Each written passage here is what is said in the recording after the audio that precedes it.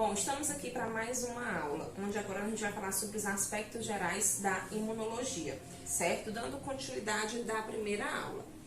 A palavra imunidade, ela vem do inglês immunite, né? Que é originado no termo latim que significa isento, livre, que neste sentido refere-se ao mecanismo utilizado pelo organismo como proteção contra agentes do ambiente estranho ao corpo. Nada mais é do que eu já tinha dito na nossa primeira aula, que é uma forma que o nosso corpo encontra de lutar contra os agentes agressores que tentam nos adoecer, certo? Bom, mas o sistema imunológico, o que seria esse nosso sistema imunológico, né? É o sistema que é responsável pelo reconhecimento e pela resposta contra antígenos potencialmente patogênicos. Nada mais é do que o fato de que o nosso corpo procura uma forma de proteger contra os patogênicos. Ele mantém a homeostasia, que é o equilíbrio, juntamente com o sistema nervoso e endócrino. Então, o nosso corpo, ele junta três sistemas, que é o imune, nervoso e endócrino, para manter um equilíbrio para que a gente não adoeça. Mas como é, professora, que esse sistema imunológico atua? Ele reage a partículas por meio das reações imunes, as quais seriam, portanto, definidas como reações a substâncias estranhas e a pequenas substâncias químicas. E essa resposta imune, que determina a aquisição ou não de uma determinada doença e a duração da mesma. O sistema imunológico, ele ainda pode ser dividido, basicamente em três linhas de defesa, que se complementam com o intuito de conferir a proteção ao nosso organismo. Mais abaixo a gente vai ver um pouco de como essas três linhas de defesa. Então, ele atua juntamente, como eu falei, com o sistema nervoso e com o sistema endócrino, para que a gente não adoeça, tá? A primeira linha de defesa que a gente tem, ela é responsável por bloquear mais de 85% dos patógenos. Sua ação é primordial para que os patógenos não atinjam a corrente sanguínea. É o que a gente chama de soldadinhos de defesa do nosso organismo, que são os leucócitos, certo? São as nossas células brancas que vão nos proteger, vão bloquear 85% das coisas que entram em contato com o nosso corpo para que a gente não adoeça. Nesta linha estão inclusas moléculas de secreção, componentes celulares e barreiras anatômicas, como por exemplo a pele, mucosas, unhas e secreções. Quais são essas secreções? A lágrima e o suco gástrico e a saliva. O peristaltismo também ajuda a oscilação dos cílios broncopulmonares, etc. Dando um exemplo da pele, a nossa pele é o nosso maior órgão do corpo humano. Ele nos protege da ação desses patógenos, desses agentes agressores. Mas a gente comete uma falha enorme, tá? Quando a gente vai tomar banho, certo? Que não cuida direito da nossa pele, esfoliando ela diariamente. A gente não pode fazer isso, tá? Dentro dessa primeira linha, a gente tem alguns fatores. O primeiro fator são os fatores mecânicos. O epitélio, que está na nossa pele, ele serve como uma barreira física que dificulta a penetração na maioria dos micro-organismos infecciosos. Deste modo, a pele ela vai agir como nossa primeira linha de defesa contra organismos invasores, como eu citei agora há pouco. O processo de descamação do epitélio da pele é importante para ajudar a renovar bactérias e outros agentes infecciosos que ficam aderidos ao epitélio, desde que a gente não faça isso em excesso, certo? A movimentação conferida aos cílios e ao intestino, que é o que a gente chama de peristaltismo, ajuda a manter os micro-organismos longe das vias aéreas e do trato gastrointestinal. No nariz, a gente tem pelos, certo? Esses pelos ajudam a filtrar as impurezas que a gente traz através das respirações. Hoje em dia, por uma questão de estética, muitas, principalmente mulheres, estão fazendo depilação desses pelos que ficam dentro do nariz. Não é aconselhável, certo?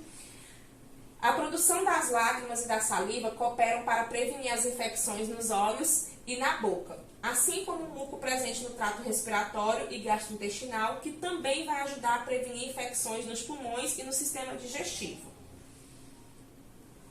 O nosso segundo fator, ainda da primeira linha de defesa, são os fatores químicos, né?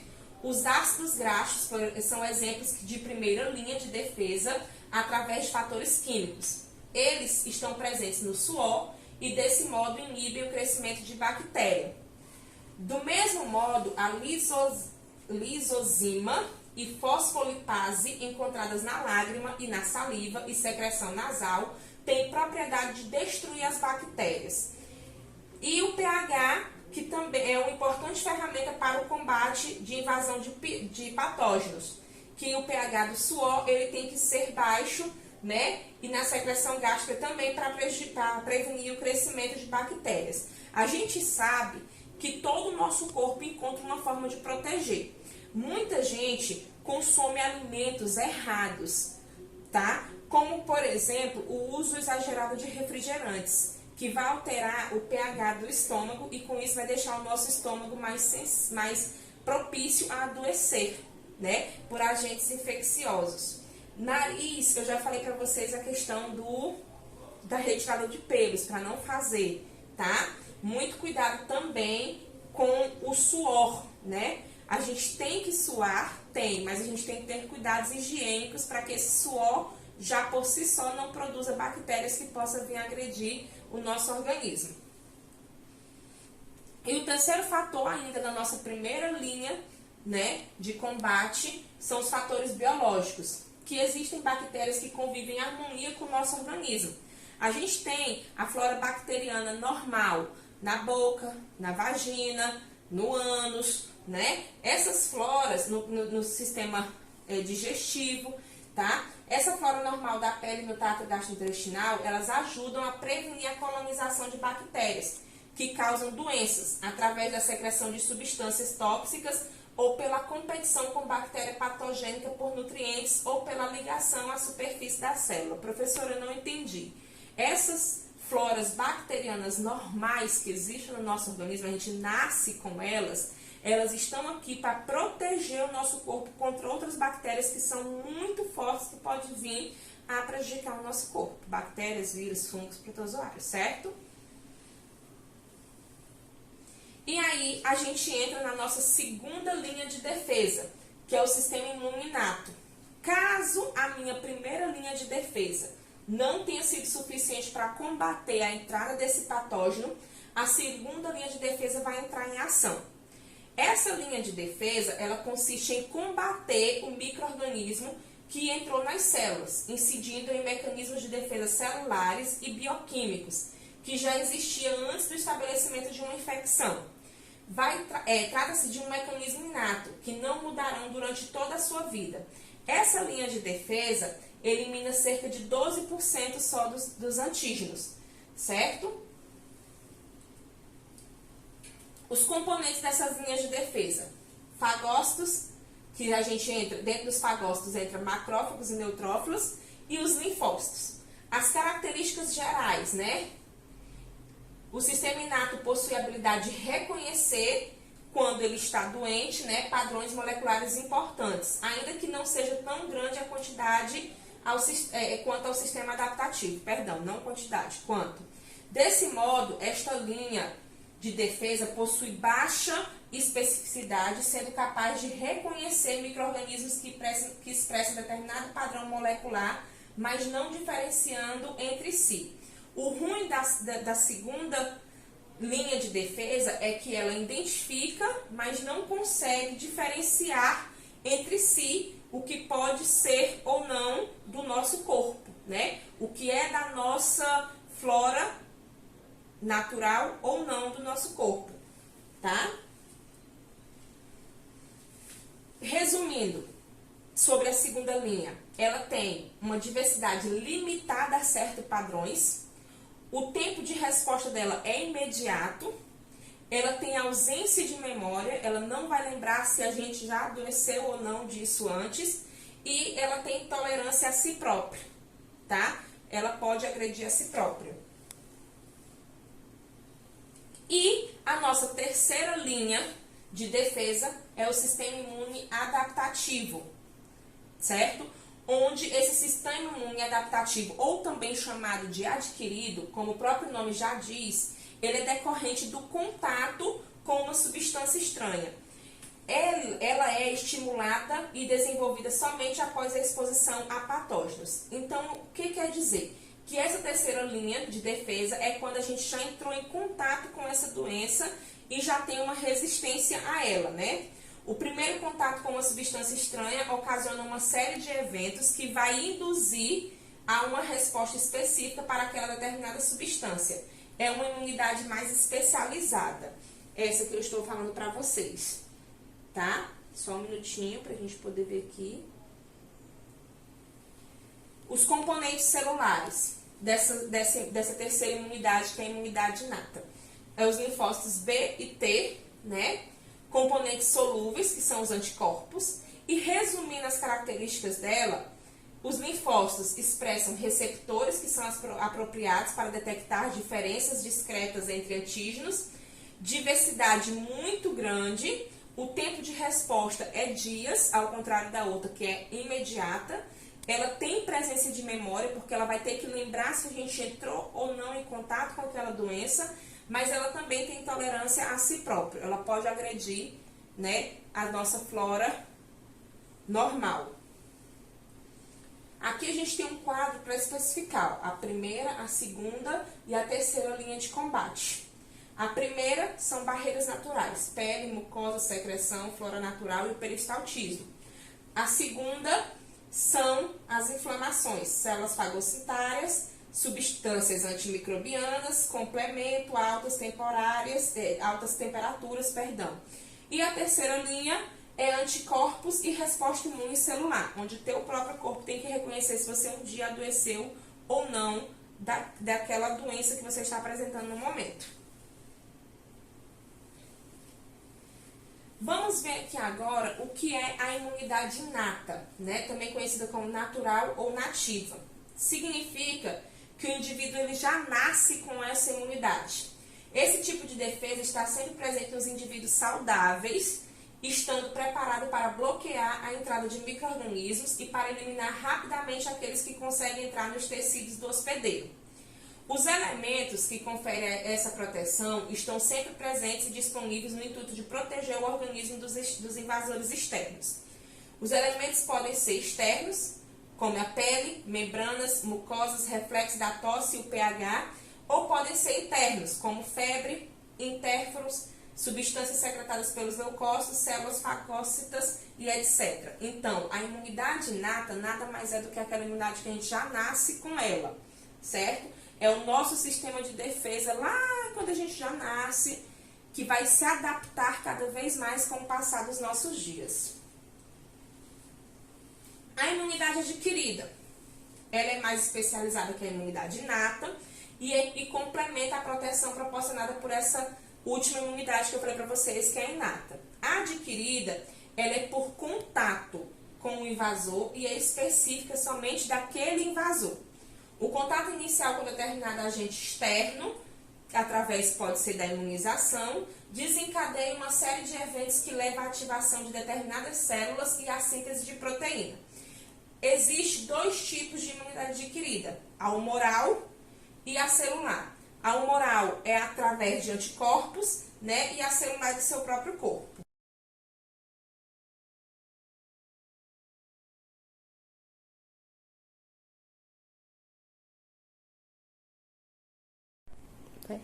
Bom, dando continuidade agora, a gente vai falar sobre imunidade ativa versus imunidade passiva. Na imunidade ativa, o próprio organismo, após a exposição a determinado micro-organismo, encontra meios de eliminá-los. Já a passiva, o organismo infectado, ele recebe anticorpos ou linfócitos específicos para realizar o combate a essa infecção. Na passiva, ele não dá conta por si só, né? E ela é mais rápida e a ativa apresenta memória, tá? A imunização ativa e passiva, né? E adotiva. Primeiro, a ativa. Ela refere-se à imunização de um indivíduo por meio da administração de um antígeno. Aí a gente tem a ativa natural e a artificial. A natural, ela é adquirida através da doença clínica ou subclínica. A gente tem que a gente tem que adoecer para ter, né, essa imunidade ativa natural. E a imunidade ativa parcial, ela é adquirida por meio de vacinas, certo? A imunização passiva refere-se à imunização por meio da transferência de anticorpos específicos de um indivíduo imunizado para um não imunizado. A gente também tem o tipo de imunização passiva natural e artificial. A natural é a passagem de IgG por meio da placenta, lá quando a mãe está gerando o bebê, e a artificial é a passagem de anticorpos prontos, como por exemplo o soro antitetânico, tá? A transferência adotiva refere-se à transferência de imunidade por meio de transferência de células do sistema imune, que a gente fala que é a transfusão sanguínea. A imunidade adquirida ainda pode ser dividida em dois grupos que interagem entre si, com o intuito de eliminar o antígeno. Um desses grupos, ele é mediado essencialmente pelo linfócito B e os anticorpos circulantes do nosso organismo, chamados de humoral. E o outro é mediado pelos linfócitos T, que atacam o antígeno através da liberação de citocinas, e este grupo é chamado de imunidade celular. Hoje em dia, a transferência adotiva é muito importante, que vem através da transfusão sanguínea. Então, façam, gente, doação de sangue se vocês estiverem bem de saúde, certo? A imunidade humoral versus imunidade celular. A imunidade humoral é mediada por anticorpos, que são produzidos, como eu já disse, pelo linfócito B, e é o principal mecanismo de defesa contra os micro-organismos extracelulares e suas toxinas. Já a imunidade celular, ela é mediada por linfócitos T também, como eu já tinha dito, e promove a destruição desses micro-organismos presentes, né, em fagócitos ou na destruição das células afetadas. Essa imunidade humoral e celular, todas duas estão presentes no nosso corpo. A diferença é que uma é pelo linfócito B e a outra pelo linfócito T. E aí a gente vai falar do que é anticorpos, né? Anticorpos, né? A proteção da imunidade humoral é intercedida por um conjunto muito importante de glicoproteínas, que é o que a gente chama de anticorpos. Essas substâncias, elas conseguem se ligar de forma peculiar ao antígeno na tentativa de inativá-lo diretamente ou por intermédio de outros componentes do sistema imune. Os anticorpos são os nossos soldadinhos de defesa, para que vocês entendam.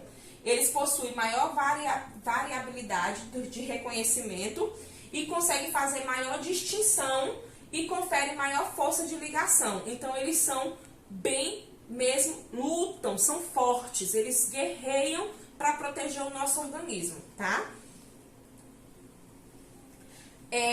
A gente tem 5 tipos de hemoglobina: IgA, IgD, IgE, IgG e IgM. Vocês vão ouvir muito falar em IgM e IgG, tá? Porque são até muito comum vocês verem as reações de doenças na questão do IgM e IgG, certo?